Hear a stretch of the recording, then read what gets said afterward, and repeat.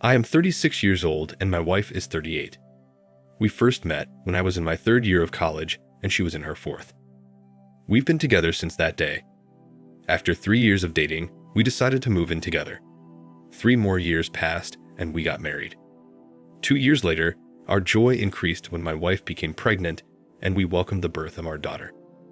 As in any normal family, we had a fair share of domestic quarrels, but we always managed to make up quickly, sometimes even in the midst of a quarrel. Overall, we were a classic family. After finishing my education, I started my career path by working hard to climb the corporate ladder. In the end, I earned enough to afford a spacious 4-room apartment. We invested in a major renovation and happily settled in our new apartment. My wife also resumed her career after maternity leave, and everything went well for her. She got a good position and started earning a decent income. By combining our income, we were financially prosperous. Over time, we acquired everything we needed: a new apartment for our growing daughter, expensive cars, and all the amenities that one could wish for. Life seemed abundant. I deeply loved my wife and remained faithful to her throughout our marriage. I was not a heavy drinker, but sometimes I allow myself to drink a glass of wine at dinner. Smoking was a habit I recently gave up. We always planned our holidays together, and I developed a passion for diving and skiing. While my wife decided not to dive out of fear, she learned to ski. Our life revolved around work, earning money, and enjoying the fruits of our labor.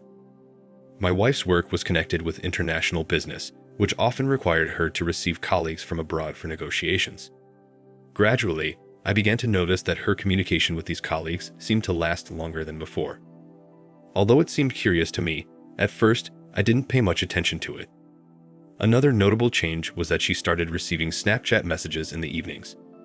Strangely, whenever her foreign colleagues were around, these messages stopped coming. I checked her phone a couple of times after she fell asleep, but all the messages were deleted.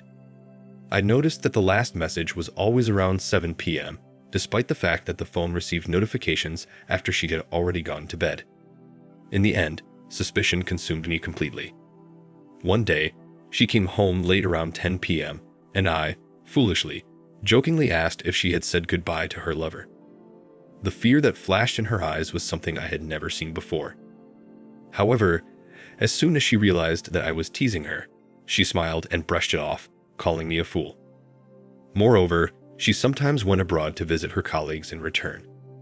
When my suspicions reached a peak, I couldn't take it anymore. I resorted to installing a spyware on her phone, which allowed me to control it remotely via SMS or from my personal account.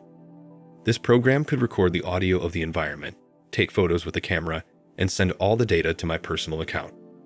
One day, she went on another business trip, and in the evening, I came home from work. I spent time with our daughter, helped her with her homework, and put her to bed by 10 p.m.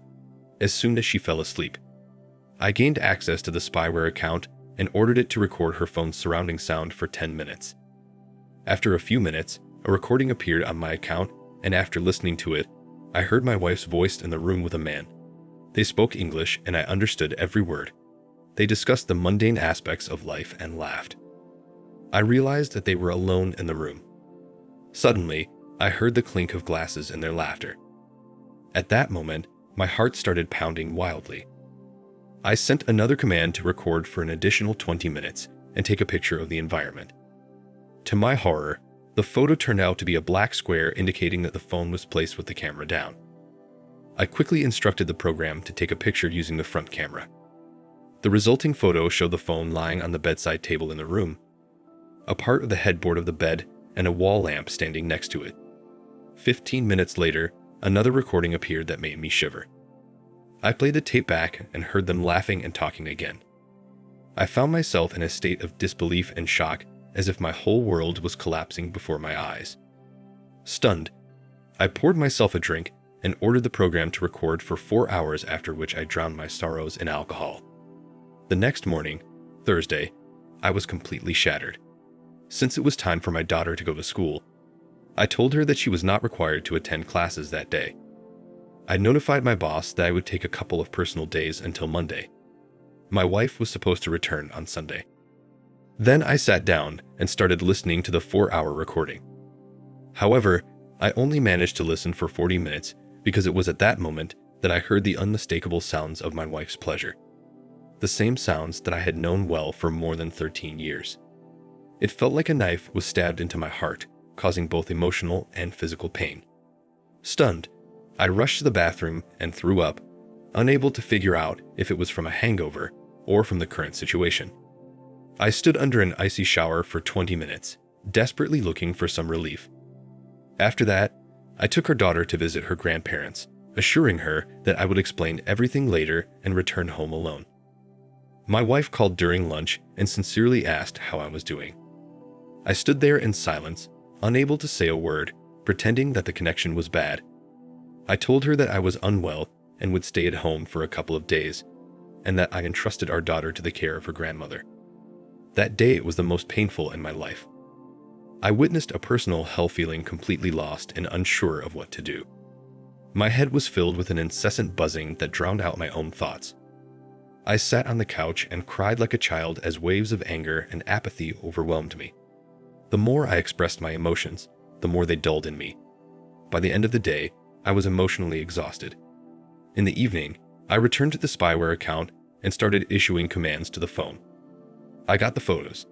Some were taken from her bag and others from the table. There were recordings of her performances in restaurants with numerous voices, obviously her colleagues. Then, in the course of the evening, I came across something. The phone was again on the bedside table, recording her voice along with someone else's. However, this time, there were no intimate sounds. Unable to take it anymore, I called her. After 4 rings, she answered, noticeably out of breath. I asked her about her heavy breathing, to which she replied that the hotel elevator had failed, and she had to climb the stairs to her room. I talked to her for a while, trying my best to keep my voice calm and even. I had announced my intention to go to bed, wished her good night, hung up the phone, and quickly sent a command to the spy program, requesting a quick series of pictures with the front camera. That's when she made a mistake. After our call, she put the phone not on the bedside table, but on the bed next to her. Consequently, the front-facing camera started sending slightly tilted, but candid photos. Images of her sitting astride another person with her head thrown back. This was followed by a recording that captured those unmistakable sounds that any husband would recognize, instantly revealing her actions. That was the last straw for me. I kept these notes and materials. Although at that moment, she was already a complete stranger to me. From that moment on, I refrained from further investigations until Sunday because everything became painfully clear. I was considering my next steps. Should I seek a divorce? What about our 9-year-old daughter? On Sunday, late at night, she came home, eager to kiss me. I recoiled, reminding her that I was sick. I wanted to hit her, to unleash my anger. Having retired to the office, I went to sleep on the sofa. The next morning, I got up before her and went to work, unable to be around her anymore. I'd endured the day mechanically, then approached my boss and asked for an urgent week's vacation. I recorded all the evidence on a flash drive, and then I called my wife, telling her that I was going on a business trip for one day, but asked her not to take our daughter away from her grandmother, as I had a surprise in store for her. That evening, when I got home, I quickly packed my bag. She helped me pack my things, behaving politely and innocently. However, her hypocrisy only inflamed my rage. I grabbed my bag, put the USB stick on the bedside table in the bedroom, and called a taxi to our second apartment, the one that was reserved for our daughter. Once there, I called a friend and offered to go abroad for a few days for a while.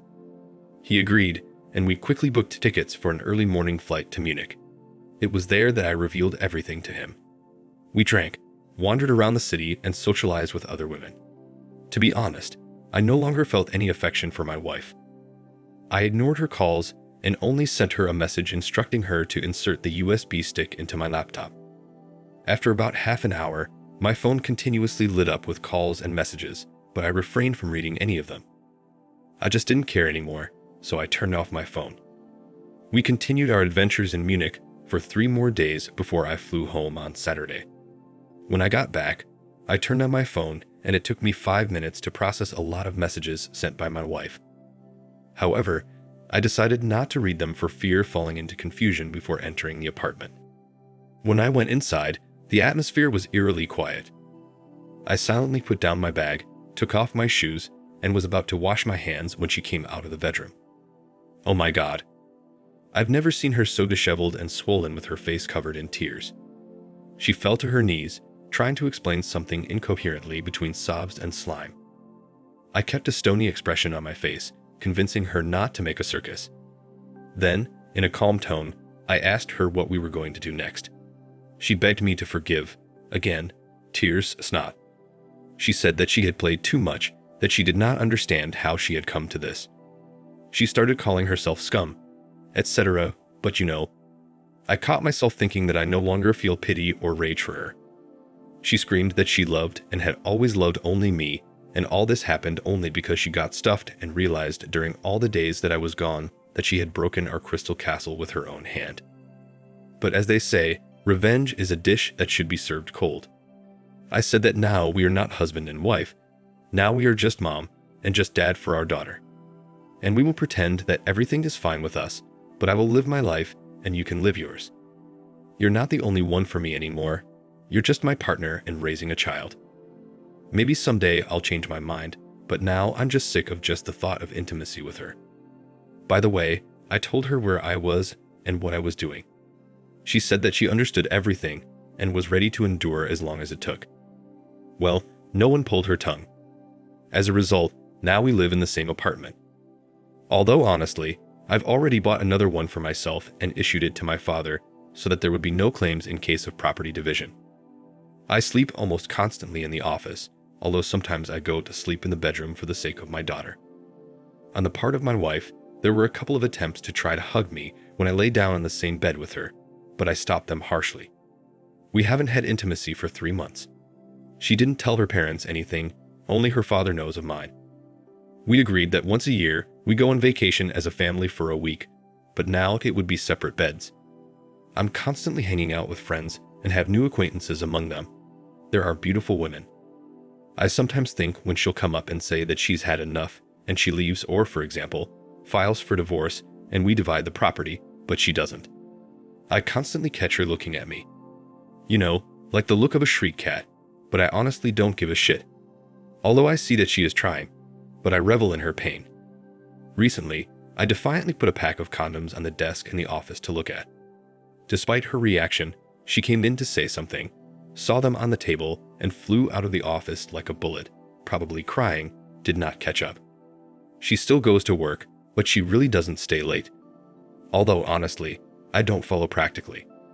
Somehow, she came up and tried to explain to me that she had broken off all relations with that man except business. And it seems like at work, she will still have to communicate with him by letters or in negotiations.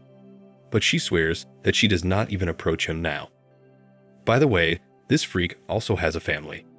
To which I told her that her relationship with sexual partners does not concern me and she is free to do what she wants. It is not necessary to report on whether she spread her legs today or not. I myself sometimes come back after midnight now or vice versa. I leave when my daughter goes to bed from Friday to Saturday, for example. Naturally, I do not limit myself in anything. If I want sex, then it will definitely take place. I come in the morning and go to the office to sleep off or to the bedroom if she is not there anymore. Nothing has changed in the home routine. I still buy groceries. I love and know how to cook. We had cleaning on the incoming housekeeper, so nothing has changed here. I have been paying for the apartment and I am still paying. Where she spends her money and whether she spends it, I don't care. Communication like loving each other is only for our daughter or her parents if they come. Although it seems to me that if I tell my mother-in-law, she will probably strangle her right in front of my eyes. I have a great relationship with my mother-in-law. She is an intelligent woman and strictly respects family values. Surely, this is another argument why the wife does not want to leave. Apparently, she is afraid of her mother. Because mom will definitely ask the question, what the hell is going on? And I'm not going to lie. In general, I mock her as much as I can and I really enjoy it. Yes, maybe I've become a monster now, but she herself gave birth to that monster. And you know what amazes me? Her perseverance and patience. It's like a red flag to a bull for me. I wonder how much more she can take. And please don't start with the whole, she's the mother of your child, blah blah blah. What she was giving herself to that jerk, she didn't care much about that. For half a year, going on business trips or spreading her legs in this city without thinking about our daughter or her husband. No comment. Every time I feel like my armor will crack, I remember that day, what I felt back then, and it eases me. I become stone again. So this is how I live now. Everything is fine with our daughter. We are great parents, and I still help her with her lessons in the evenings. Our mutual friends know nothing. Maybe, when I get tired of tormenting her or realize that enough is enough, I'll switch off the bastard mode and have a talk with her. But not now. Not now. Thank you for watching. Like, comment, and subscribe if you enjoyed the video. Until next time, I'll see you again. Take care.